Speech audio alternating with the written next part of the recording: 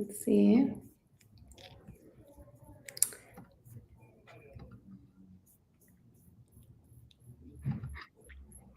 Let's see, are we live? Yes, we are live. Hello, everyone. Welcome to Live with Liz and Monica Gilchrist. We are here on this beautiful Wednesday afternoon, and our guest is Monica Gilchrist. Monica, thank you so much for being here.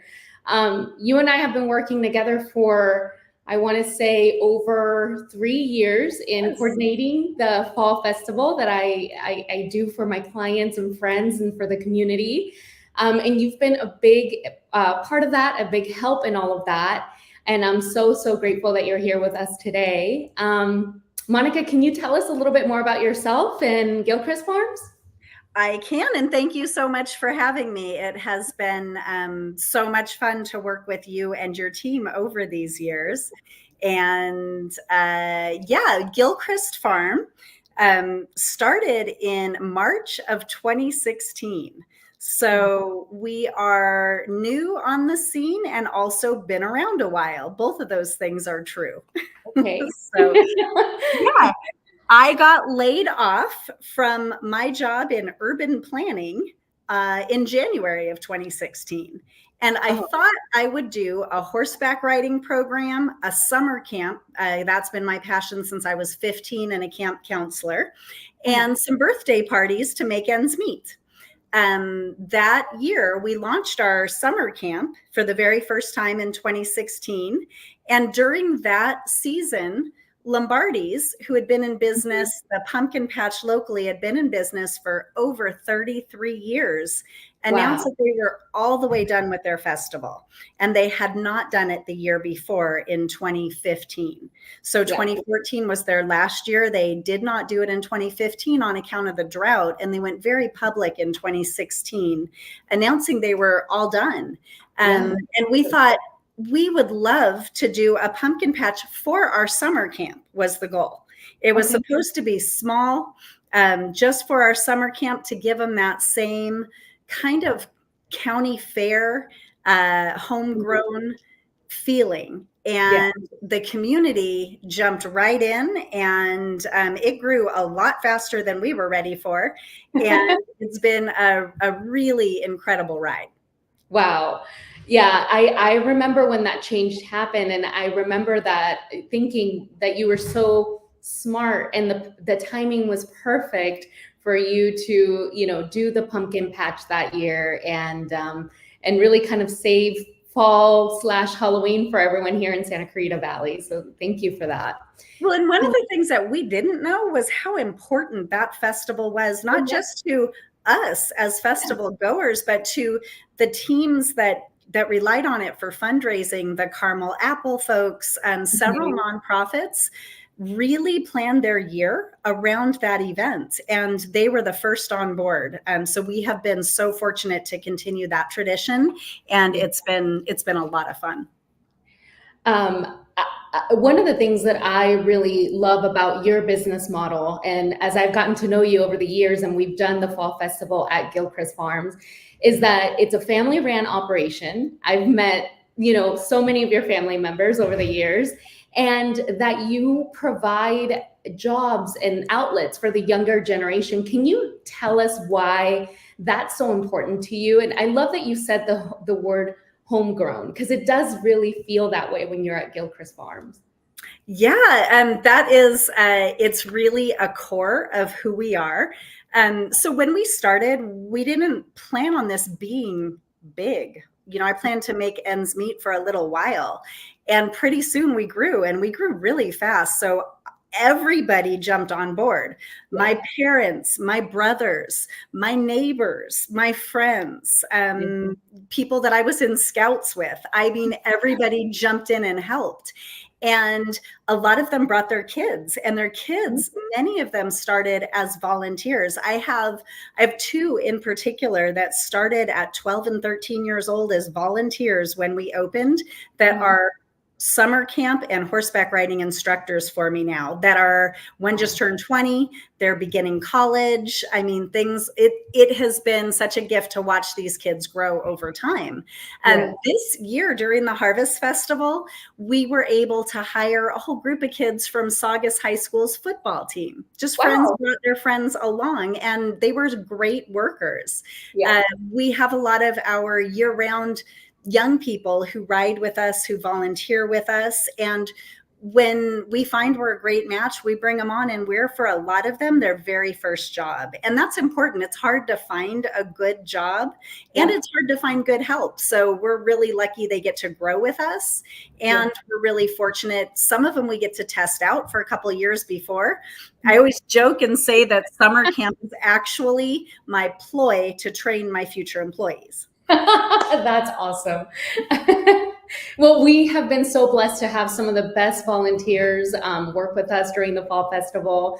I mean, every year I feel like I just encounter somebody from Gilchrist that volunteers, that works there, that just goes above and beyond to pull off the Fall Festival, which is not an easy event to pull off, especially in the middle of, you know, all of the commotion and excitement of fall, as we as we all look forward to during that season. So I'm really grateful for your summer camp training program. Yes, it's been working. It has been. So tell us a little bit more about how Gilchrist Farms contributes to our local community. I know you have become a big pillar of our community, and it's, like you said, not just it's becoming not just a fall season pillar of the community. You've developed different programs throughout the year that continue to engage the community. So can you tell us a little bit more about that? Yeah, definitely. So each of the big festivals, the Harvest Festival, the Spring Fling, and the holidays at the farm, they are all nonprofit events that contribute back to a specific charity. For our first several years, we worked with the SCV Newhall Emblem Club, and the SCV Newhall Optimist Club. And in the more recent years, we've worked with the Emblem Club, that is part of the Elks Lodge organization.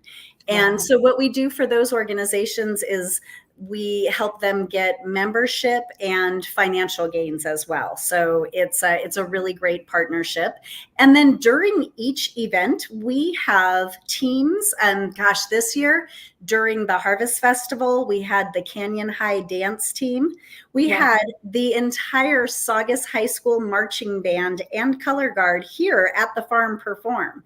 And they did an incredible bake sale over 2 days with aguas frescas and fresh bread, I mean, all kinds of stuff. And they were able to raise a lot of money to support their program. The Canyon dance team were able to buy their competition uniforms with what they raised. We had a local scout troop, Boy Scout Troop 2222, sold snow cones, and they were able to really help for one of their big backpack outings that's coming up. So those things are really important to us, to have that connection and that constant feedback. We did our very first during our holidays at the farm. The Highlands Elementary was one of the recipients of the pancake breakfast. We used it as like a restaurant fundraiser. We did the pancake breakfast for them, and also the literary magazine at Saugus High School. So lots of great and exciting ways to engage. And we really, it's such an important part of what we do. It brings people to the farm. So it's really helpful for us. And it also helps us help them. They raise a lot of money with the foot traffic that's coming through. A lot of them meet people. Some of them get jobs. So it's a really nice connection. I love that. And you're contributing to so many students and schools around the community, which I'm sure is highly appreciated, because the more that we can give back to these students and these young, these young people that are growing and learning how to be, productive members of society, and they're learning it in such a good and organic way. We had this past weekend, I think 5 different volunteers from Arroyo Seco's Honor Society. Wow. And it was really a great group of kids, and it happened right at a time. We're having a lot of babies right now. And so these kids got to do some real good hard work, but they also got to engage with these brand new babies and help show them to very young children, which was really fun. Oh, and I can imagine that being so heartwarming, you know? Yeah. Okay, well, let's talk about the future. So looking ahead, what are some of your future plans for Gilchrist Farms? Are there any exciting projects or developments that you're particularly excited about? Yes. And yes, in fact, last year we launched a really fun field trip program that focuses on pioneer life. It is a gold rush program. So we built a sluice for gemstone mining and panning for gold, an old-fashioned, really fun big one with a water wheel and all of those things. And then we developed with some really talented staff a program that takes 4th graders in particular, but kids of all ages, on a journey through history, through the time of the 49ers and the gold rush. And we use a lot of the physical elements of the farm to teach. We fell in love with the program. We make butter, we do old-fashioned washing, we get in pioneer costumes, and it's an adventure. We loved it so much that we decided to really have that as a huge focus of the farm going forward. Yeah. And we're creating a nonprofit component of the farm called Pioneer Corner. And wow. The Pioneer Corner at Gilchrist Farm will focus exclusively on agricultural and historical education and preservation. And we're going to debut a lot of that to the public at the Cowboy Poetry Festival coming up on April 20th and 21st at Hart Park. And so it's an exciting time. Santa Clarita as a city is really focusing on history right now, really upgrading their historical society, really putting a lot of emphasis on preservation. Mm-hmm. And coincidentally, we just really started this Gold Rush program. There's a lot of different avenues. We do wool spinning where we shear the sheep and we clean and card the wool, and then we turn it into yarn, and then we have a whole fiber arts program. We do things like candle dipping and leather stamping. We've been doing those things for years, and now we're going to really focus and expand that piece specifically with that mission of preserving agricultural education. I love that, the Pioneer Corner, and I can't wait to hear more about it during the Cowboy Festival. That'll be really, really fun. I remember it was when we did the walkthrough for 2 years ago, you were telling me about where the gold, the gold mining would be, and all of the wonderful things that you've put together back there to ensure that the experience is as authentic as it can get down here. So I love that. Yeah, really fun. And then this month, we're almost in February, coming up somewhere between February and March, depending on the rain. We will be doing for the 2nd year our butterfly encounter. Okay. And that is a walkthrough exhibit with live butterflies. And last year was our first year, so huge learning curve on that. We did a great job, but boy, did we have a lot of room for improvement. And so we are doing a whole life cycle this year with caterpillars and what I'm hoping is a phenomenal educational display as well. And then that butterfly exhibit will have a mobile version of it at the KHTS Home and Garden Show April 27th and 8th. Wow. Yeah. I love how you're very purposeful in plugging in different aspects of Gilchrist Farm into events that happen throughout the city, like the Cowboy Festival, like the Home and Garden Show.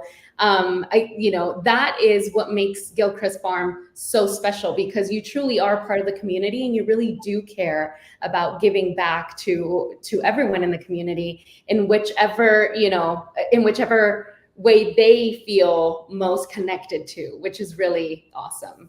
Yes. Yeah, we're just talking. Last year we did our very first Hoedown for Hope for the Circle of Hope locally. Just began some talks about a potential 2024 for that as well. It was an amazing event, and we really hope to be able to bring it back. It just a lot of fun, and we have an incredible community. Yeah. I grew up here. I went to school here. I've raised my children here. I'm still raising some here. My 29-year-old runs our horseback archery program right here. And I've got a 17-year-old and a 15-year-old, both of who help out here in lots of different ways. It's I have a Saugus High student, a Saugus High graduate. We are a part of the community, and we're privileged to be here.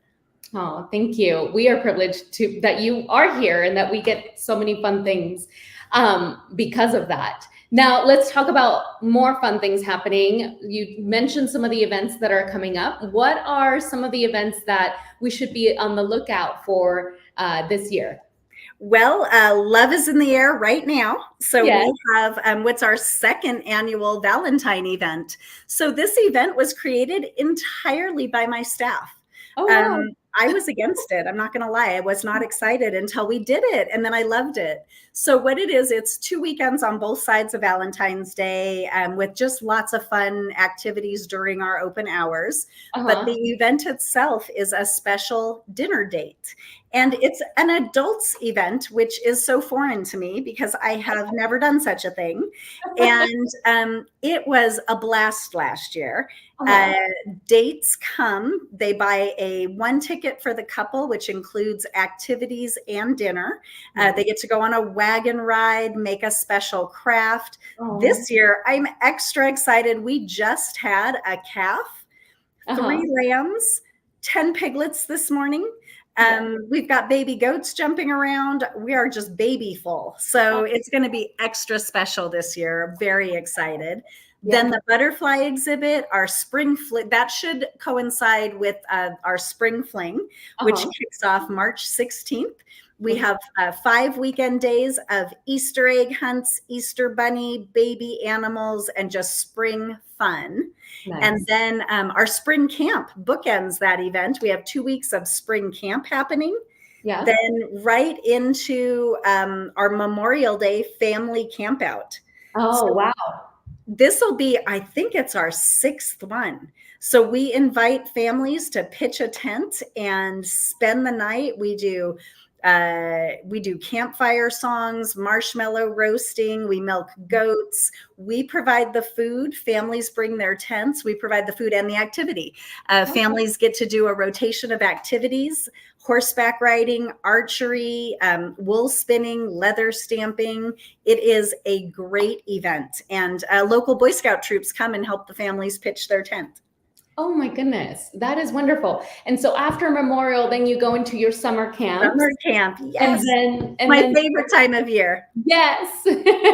And then you go into fall. Yes, my other favorite time of year. Yes. Which leads right into the holidays now, my new favorite time of the year. Yeah, and then that goes into the holidays. Wow, you have the entire year covered. All right. Well, thank you so much for sharing all of that. I had no idea you did the Memorial Day activities. That is really wonderful. Really that sounds amazing.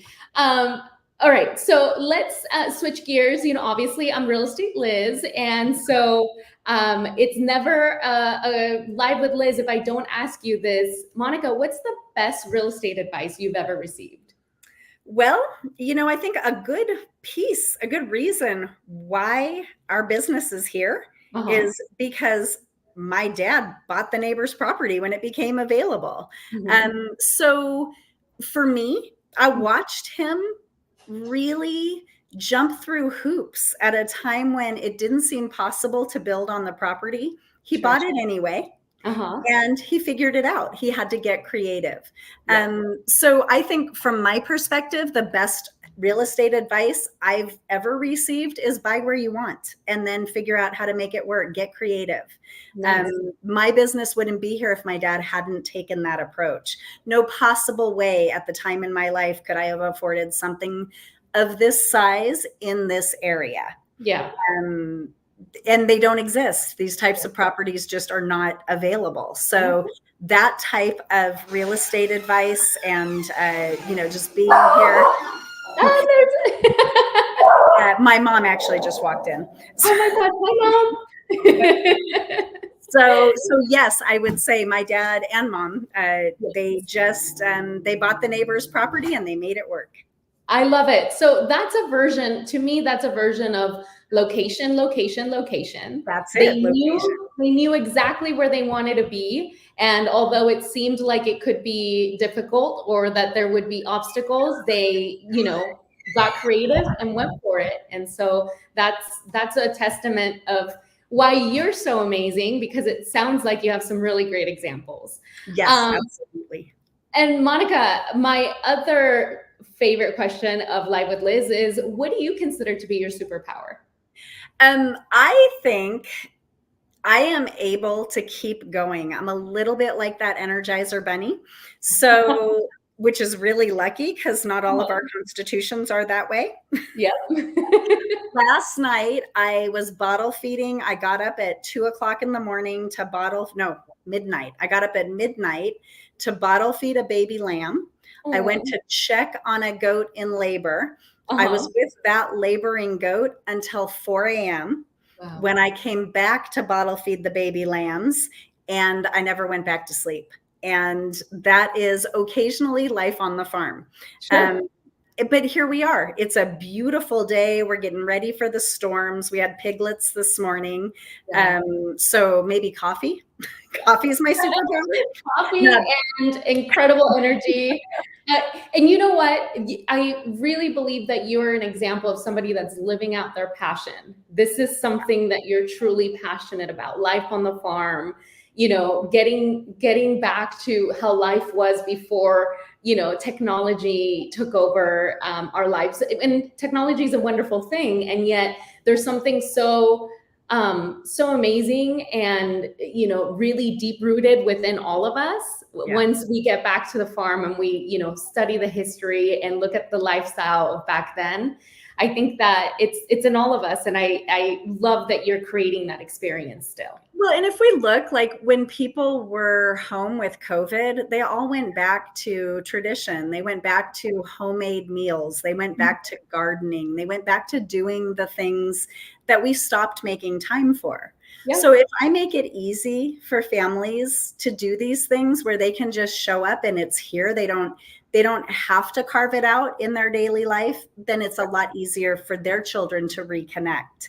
I can't tell you how often during parties I have the grandparents tearing up, remembering their farms of their youth and being able to connect with their own kids and grandkids here over goats or over horses or cows or pigs. So many of our families grew up rural. Yeah. And so many of us don't have that opportunity, but want it. And so it's a real privilege to be able to share. Well, thank you for providing that connection. And I think you and I have a really special announcement to anyone that's watching Live with Liz right now. We actually set this date up. This is what I love about you, is that you are like me and we are women of action. And once we love something and we know that it's contributing toward, the greater good, we just want to keep doing it. So we're going to keep doing the Fall Festival at Gilchrist Farm. And we already have our date for 2024. Monica, do you want to share that date? And I believe we'll have the pumpkins by then, yes? We will definitely have the pumpkins by then, September 29th, 2024. So yeah. It'll be our opening weekend and everything will be in place. It's going to be awesome.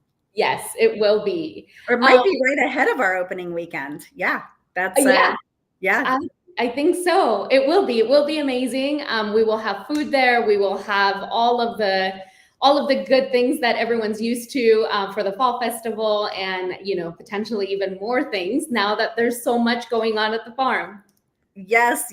Well, you definitely know how to treat your guests right, and we love to help you do it. Thank you so much. All right. Well, thank you, Monica, for taking time out of your busy day to come on Live with Liz. I appreciate you as always. And I'll see you soon. Thank you very much. All right. Take care. Bye, everyone.